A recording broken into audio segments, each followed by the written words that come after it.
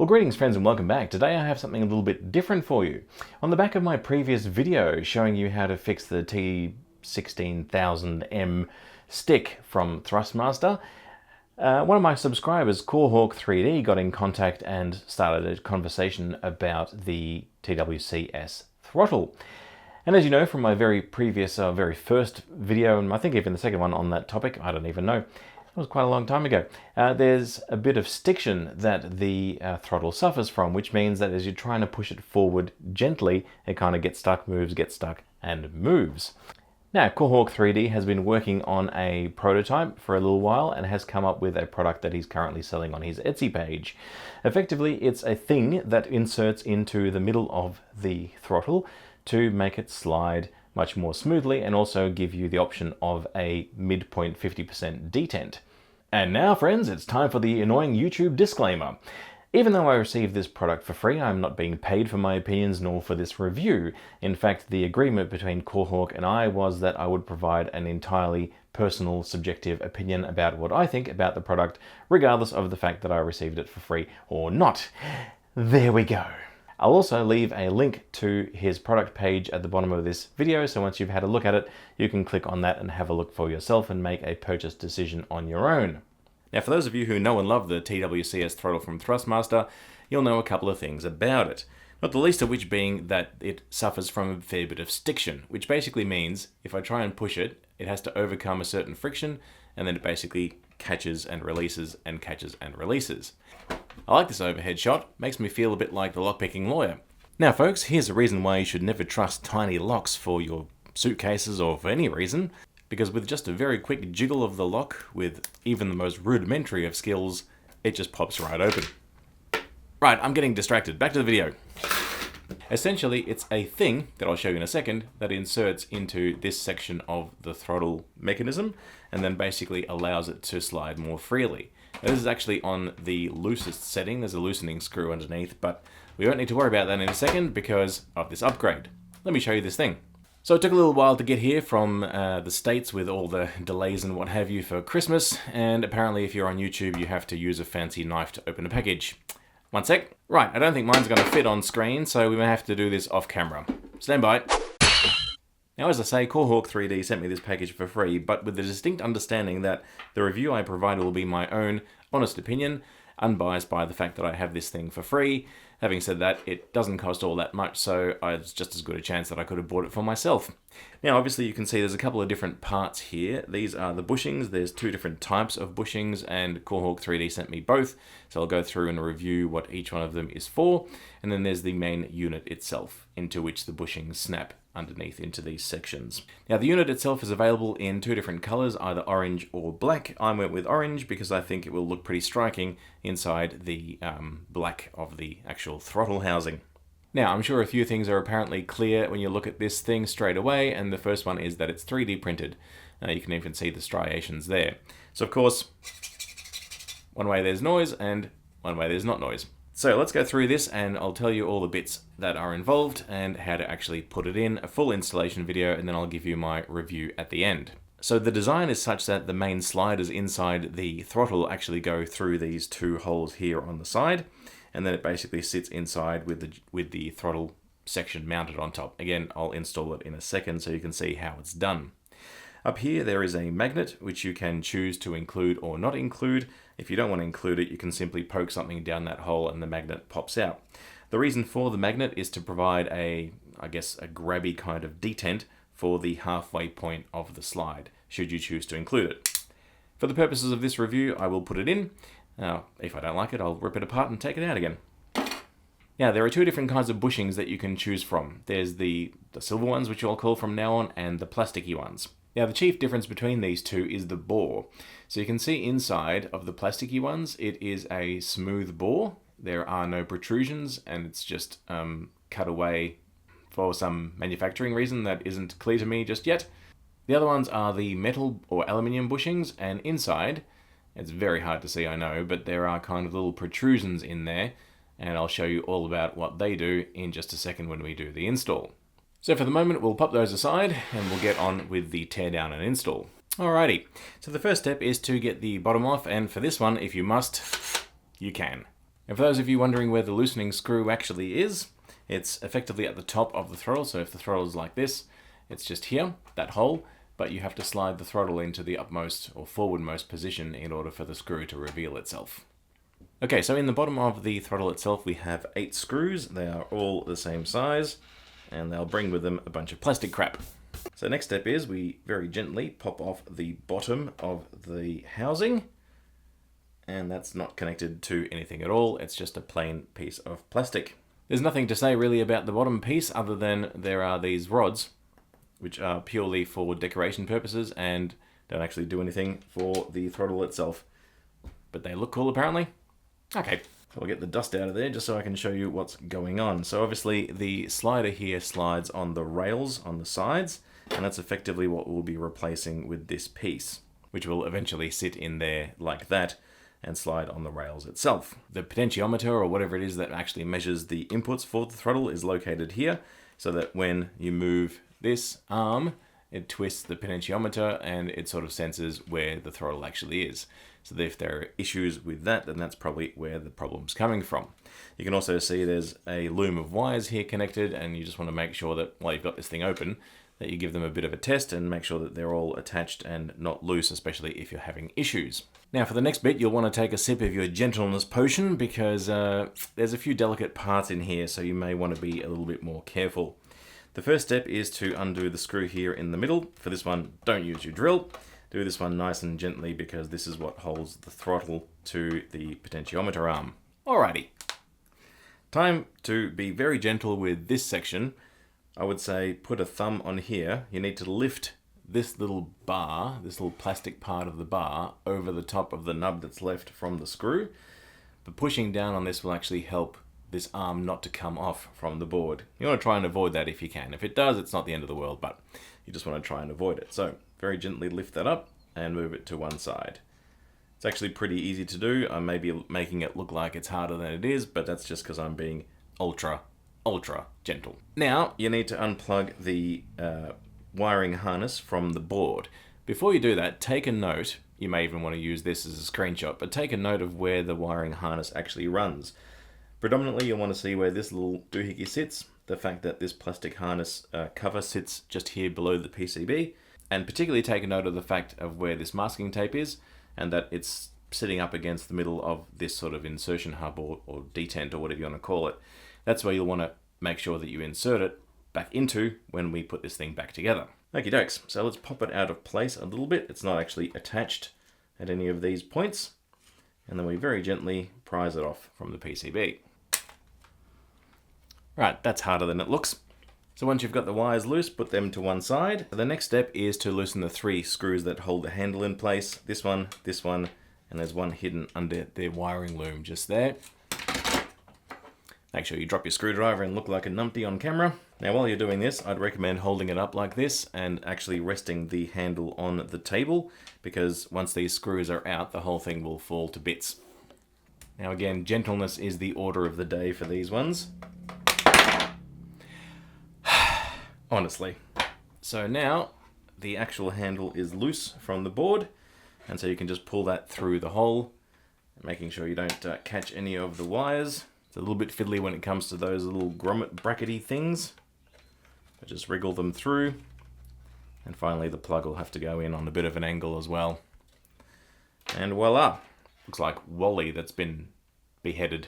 The other thing to note is that the screws that came out of the bottom are the same as the other screws, so you should now have a total of 11 screws that are all the same.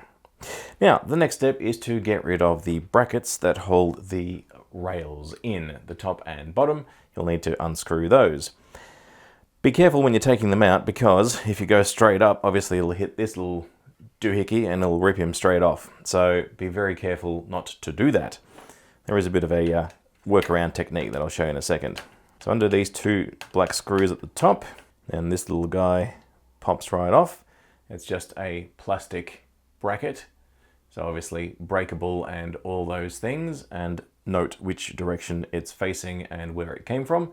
So I'm going to put that on the top side of my desk to indicate that it came from the top of the throttle, because I will forget otherwise. Okay, all the screws are the same. There's now 15 of these little black screws.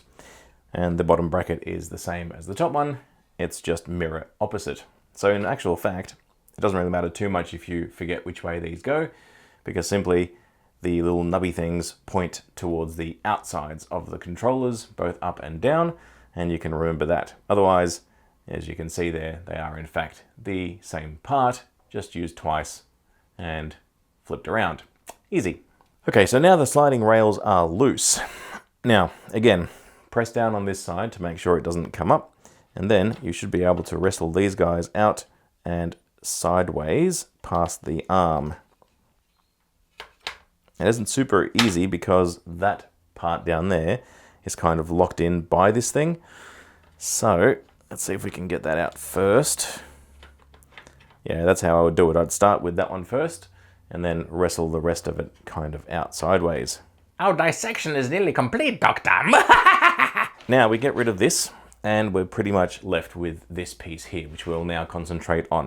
Now, this is obviously the sliders. If you imagine the handle still being connected, this is how the thruster would actually operate in terms of you moving it up and down inside the controller. Now there's these O-rings which you need to get rid of. They just come straight off a little bit too easily, I would say, for my liking. And also, if you've lubricated it in the past, you're going to have a bad time, like I did. Now, you may not super care about this, but I thought out of interest to see how much this part actually weighs, because it's actually really, really heavy. I would suggest that it takes up the majority of the weight of the entire unit at 181 grams, or for you strange people in North America, 6.27 ounces. Now, out of interest as well might be what sort of weight these guys add. So these are half an ounce, and the metal ones are 1.86 ounces, or 53 grams versus 14 grams. Probably doesn't make too much of a difference for you, but these ones will certainly make your unit heftier. They feel like if you threw them at somebody, you could crack a skull. Now, guess what? You've seen this screw before. That's right, it's the loosening screw from underneath the controller itself. And the reason why it loosens this system is because it is connected to the leaf springs, which effectively push down on either side of the bars, creating more or less friction, depending on how you like it. So in actual fact, if you pull these out, you'll see that it just clicks down, effectively takes the weight off this part and gets rid of it. So I'll put the bars there to one side, making my table all nice and greasy, and we'll get rid of these leaf springs because we'll need to use them again in a second. Out of interest, if you want to see what these look like, they're simply two bits of metal stuck together with a bit of a separator. Sorry, this is really, really greasy from all the times I've lubricated it before. And a bit of a rubber stopper that sits there on the bottom. Gross. Now, seeing as I've still got this thing out, I may as well weigh the old and new sliders. Old one at 38 grams and new one at 35 grams. So I've even left the magnet on. So it's probably not going to, in and of itself, add much weight to it. Now I want to just take a moment to compare the two parts side by side. So you can see that Corehawk's one there on top has a full circle rather than the, I guess, 3/4 circle that comes with the controller itself off the shelf.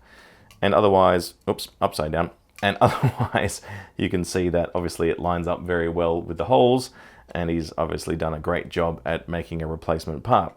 The top is very different. You can see that this one has quite a few sort of extra ridges and things, which we'll explain in a second. Basically, they fit better in the controller, that's all you need to know. And this one's obviously a very flat part. Now, the next choice you'll need to make, probably before you've ordered this thing actually, is which one of the two sliders you're going to go for. So these ones install very simply just by clicking in, and there's little detents created in the sides, you can see there, exactly for the sliders themselves. Ugh, so greasy. Now, what we'll need to do is choose the type of slide that you want. So this is with the plastic ones inserted, and let's put a rail in and see what happens. Alrighty, so this is ultra smooth and ultra slidey. The stiction already, you can see, has been reduced significantly, and it's very, very nice and smooth. Yep, I can see why this is very useful indeed. Also, it's entirely silent. It makes no noise. There are no crunchies. You can't feel anything other than a really nice, smooth slide. Let's try the other ones. Same deal with the middle ones. They just snap straight in. Okay, these have a very, very different feel. It's still smooth, but there is a fair degree of noise. Here, I'll put the mic straight next to it.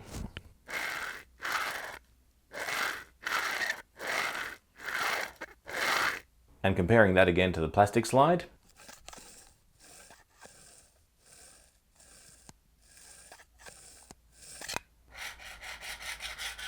Ugh. All right, so you'll have to choose which one of these kind of feels you want to go for. I've put one in either side so you can see what it's like. This one is really grindy and crunchy. I think what is happening inside is that there are little circular bearings on the inside which are holding the slider in. I would say that there is less pressure required to move this one though. So this one is smoother and the stiction is absolutely gone. However, especially in this hand, while I'm moving it around, I can feel a bit of crunchiness as the wheels catch and release. Yeah, I'm not particularly a fan of that, although if it is the smoothness of travel that you want to go for, then go for these. These ones are pretty good. It takes a little bit more effort to start the slider moving, but not enough for it to be a concern, and certainly a gigantic upgrade. So clearly, better slide, better smoothness, a bit of a crunchy feel, but other than that, the slide is super smooth and a bit of noise.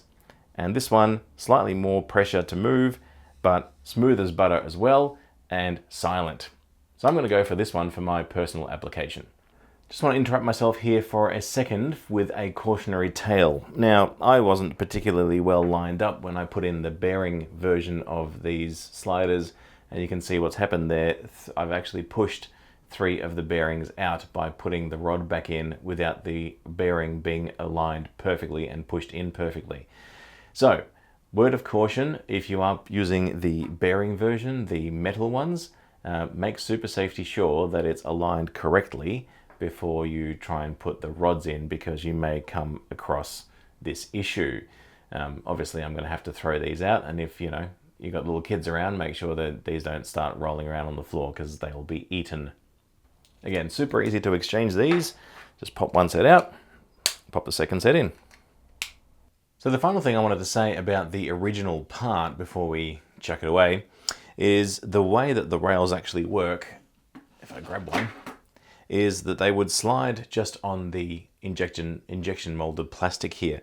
And you can see probably that I've got a fair bit of lubricant going on in there. So I was trying to lubricate the thing to make it slide, but these rails would just go hard up against the plastic. And obviously as time goes on, and depending on how you go in terms of roughness and smoothness and things, and the indents that are on the sides there, which are a bit hard to see, sorry. Yeah, you may come across problems, which is where I think a lot of us have come across problems, because there are just effectively these 1, 2, 3 raised sections that this slider actually goes along, rather than anything nice like a bushing or a bearing. Now we'll talk about the magnet. You'll remember that the magnet comes essentially as 2 neodymium magnets, one sitting inside the housing of the insert itself, and the other one attached to this 3M hook kind of double-sided tape situation. Now, this is entirely optional. In fact, if you don't want it at all, you can get Micro Mr. Pokey out again from last time when we pulled out the trigger of the throttle, of the stick, sorry, and just push the magnet out from the rear side. So you can completely get rid of it if you wish. I am actually going to use it. So the purpose behind this magnet is to create a central 50% throttle detent, so that as you're sliding along, the magnetic field will create a little stopper at the 50% mark. I'll show you exactly where that goes. But before I do that, one thing I will say about this little sticky pad is that it isn't particularly strong, and you can actually peel the magnet off it pretty easily. I'm not sure if that's just my magnet or everyone's will come like that. So I'm actually going to replace this with something else. So what I've decided to do is cut up one of these 3M command hooks that you normally use to hang up pictures on the wall, and just cut to the end so that we only have the very end of it left. Now, an obvious word, but a word that's necessary anyway. If you choose to replace the original stuff that it came on, or for any other reason take the magnet off, I would suggest attaching your little hooky piece with the magnet attached to its friend inside the housing.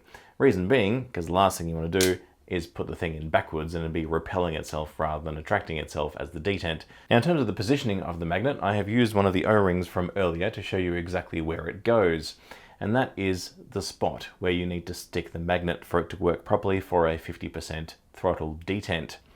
Now, I'll remove the O-ring now so you can see what I'm talking about. Underneath the O-ring there are plastic injection molding marks effectively left over from the machine, and so you just need to find this one down here and stick it to that when you get around to it. Now again, this is entirely optional, but I am going to do it because previously what I've done is I've used this button on the throttle head to denote reverse thrust. So effectively you would push it forward for forward thrust, then I would press it like that and push it forward again for reverse thrust, and then 0 would be at the bottom regardless of whether I was in forward mode or backward mode. So essentially doing this with a 50% detent buys me a button to map to something else. It's time for your friend and mine, the isopropyl alcohol and Mr. Cotton Wool Bud. Let's make some mess. And what we'll do with this is we'll clean the top of the magnet to ensure that it's free from any pollutants that are going to make the sticking part difficult. And we'll do the same thing down here for this detent where we're going to actually stick magnet down to itself. So what I'm going to do is I'm going to stick the red side to the magnet and the black wall side to the outside. It probably doesn't make any difference. I can't imagine that they're two different styles of adhesive. Okay, so again, first attaching it to the magnet itself, because then you know you've got your polarities correct. Next, we'll align the magnet to the circle, making sure that we get it as close to on top of the circle as we can. A little bit fiddly. And that will just sit in there nicely until such time as you perhaps want to remove it if you're sick of the detent after a little while. But I wanted to put it in there because, again, interested in saving myself a button, and also because I haven't used a detent before, so this will be interesting. And it's also one of the things that the TWCS throttle, of all its benefits, it is missing a little detent notch. So, interesting solution, Corehawk. I'm looking forward to trialing this one out. Okay, so this is your last moment to review which kind of runners you want to put in. I'm again going to go with the plastic ones, and you can see that there are spots for them to go in. There's kind of like a diagonally edged edge, and then there's a hard edge towards the front there. So what you need to do is put them in, push them in, and then give them a little nudge towards that hard edge, and do that for all four. That will ensure that they're aligned correctly in their runner locations. All right, now it's time for the leaf spring, tension spring thing to go back in. Remember this jobby here. So that goes where this screw is. So undo the screw, get rid of the old screw that came with it, pop your new screw back in. Now these leaf springs do take a bit of wrestling to get in there. I do wish there was like another 1/4 millimeter less plastic along this edge just to let them sit a bit more flush. You do have to kind of wrestle them in there for them to actually sit in there, and they don't feel super good in there, mainly because of the striations of the plastic that they're sort of then crunching up against for the purposes of the tension. It should be okay, but just letting you know that they don't fit all that great, but it's still a useful function to have the ability to loosen the braking force or the tension on the slider once it's reinstalled. Alrighty kids, it's getting interesting now. We're nearly ready to pop this bad boy back in. So obviously the way it's facing now with the brakes, or the friction there, we'll call them brakes, that's what they are, is the way that it goes back into the controller if the lead is up on this side. So don't put them in upside down because you'll have a bad time. Next, pop your rails back in to your chosen bushings or bearings that you've put in. Again, I'm going for the bushings for the noise-free version, but it's up to you which ones you want to put in there. Now pop your O-rings back on. There's 4 of those, remember. Then there's 2 down the bottom, 2 up the top. And then being ready with your gentleness thumb to push this guy back down again so it doesn't get popped out as you go in with this side of things. Now, how did I do this last time? There we go, we're back in and we managed not to lose anything. Hooray! The bottom sides of these rails have locator notches, so those ones will go into the plastic holes. So just make sure that those ones are in there. I mean, the thing won't go in unless they're in anyway, but just make sure if you're having issues that that's the problem. As you saw, what I did there was basically got everything in and then held that down and lifted this last bit up and over those stoppers. So that might be a way that works for you as well. Then you basically rewind what you just did for yourself. So remember these two little doohickeys, the part that's the same just with nubs sticking out the wrong sides. So remember they all point out that way. Now is also a time to test whether you actually like the detent or not, because you could rip it off at this point. Now what you'll see happens is when it gets to the detent point, it just kind of stops. Every bit of travel is smooth, but then it just kind of catches. It isn't a hard stop catch. It's more like a muddy break. It's a bizarre sort of feel. It's different to what I thought it was going to be. I thought it was going to be a much more catchy, snappy kind of break, but it isn't. It's just like a muddy sort of spot. And there is a fair bit of dead zone sort of play around the zero. All right, now it is time to retrieve Wally's severed head. I mean, this just looks really cool in my opinion, and reinstall it back into the body of the controller itself. So we essentially reversed the process we did last time by feeding the plug back through this little hole here, and wrestling through these two grommets, which just takes a little bit of fiddling, and then the rest of the cable. And eventually, obviously, the controller will sit in there like that. Now remember from earlier we talked about the little detent inside the masking tape. There is a very small divot inside the masking tape itself, which will allow you to align that to the correct spot right there. And then feed the rest of the wiring harness through the little gaps that are designed for it. And have this little grommet sitting there before plugging this back into the PCB port. The reason you want to make sure of that, because obviously when you screw the bottom back on, you're going to chop some of these wires off if you don't actually put them where they belong. Now at this point you'll have to put the 3 screws back in that we took out earlier, 1, 2 and 3. So for this moment I took off the arm again just to get it out of the way. Again, make sure that whenever you're moving the arm you have a thumb over there. Then putting your thumb over this area again, put this back into place. It feels like putting the needle on a gramophone if you're old enough to remember that. I am, showing my age much. Alright guys, we are getting close. Next step is we get our old mate little screw from the previous one, and we're actually going to be using that to screw down the arm. But unlike this one, there isn't already a screw shipped with this, which means that there aren't any threads drilled into this one. So just take your time with it, but you're going to have to be maybe a little bit more on the rough side when you are screwing that in. I'm going to do this off camera so I don't stuff it up. Actually, just before I do, I wanted to show you the screw itself. So you can see that there's kind of a bite taken out of the screw right at the very tip. I know it's hard to see, but there is a bit effectively missing, which will help when you're screwing it into the 3D printed plastic in order for it to start effectively tapping its own screwway. That wasn't too difficult. I just wanted to do it off camera to concentrate, but that was actually reasonably easy. I would say use a fairly hefty sort of screwdriver, not one of these tiny ones, because it will never have enough torque. But yeah, that wasn't actually too hard at all. Now a couple more bits about the bottom just before we put it back in. I nearly cleaned it and then I wanted to show you, look how much dust has actually accumulated on the bottom on the inside. So that's dust that has fallen through between the rails and the controllers effectively. So with that open housing that it comes with, there's obviously all of that been sitting in the bottom. I'll definitely clean that out before I install them. Ah, it is prettier than a newborn lamb. So now we put the rails back in. Yeah, ignore me, I've had too much coffee today obviously. We'll put those rails back in and screw this back to the controller itself. All right, and hey presto, after a bit of screw tightening, here we have the final product. So you can see that the orange section is visible through the center part, which is part of the reason again why I went for orange, because, well, it kind of looks striking and cool based on the whole Thrustmaster orange and black kind of situation. Now, moment of truth, let's try this thing out. So first thing I will tell you is it is very smooth. There is still a little bit of stiction, but that's probably because I've tightened up the friction thing a little bit. If you push down on the throttle, it actually becomes a little bit smoother, which is interesting. So I didn't expect that. I thought that lightly touching it might be the way to go, but it actually, full hands-on, is actually much smoother.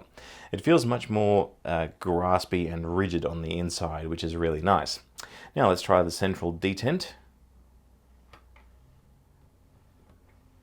Okay, interesting. It is subtle, I will tell you that. I would say it's probably very slightly too subtle on the way down, and for some reason on the way up it grasps a little bit harder. I'm not sure why on earth that would be happening. It is very subtle. It's probably a little bit too subtle. So I think the mistake that I made was, if you want to install, so let me show you the mistake I think I have made. So the included sticky is a little bit thicker than the 3M sticky that I included into my build. So I think probably what's happened is that the magnets are just that tiny little bit further apart, because I didn't include this one and I used my own thinner one. And as a result, the middle point is really, really subtle. It's there, but just very subtle. Again, if you're moving the controller without pushing down on it, it is a bit more grippy. If I've got my hand fully on it, it does seem to slide past the central point pretty easily. But yeah, as soon as I take pressure off, it catches it a bit more. So yes, my theory is correct. I think it's just that when I'm pushing on it, it just moves the magnets apart a little bit more, which means that the grabby central point is not quite as grabby. So what I would maybe even recommend is use either the one that CoreHawk sends to you, the slightly thicker pad, or find yourself a piece of, those double-sided GoPro stickers. Yeah, this kind of thing is what I'm talking about. So your double-sided sort of 3M kind of GoPro sticker kind of things, they seem to be pretty much the right thickness for the pad that CoreHawk has sent through.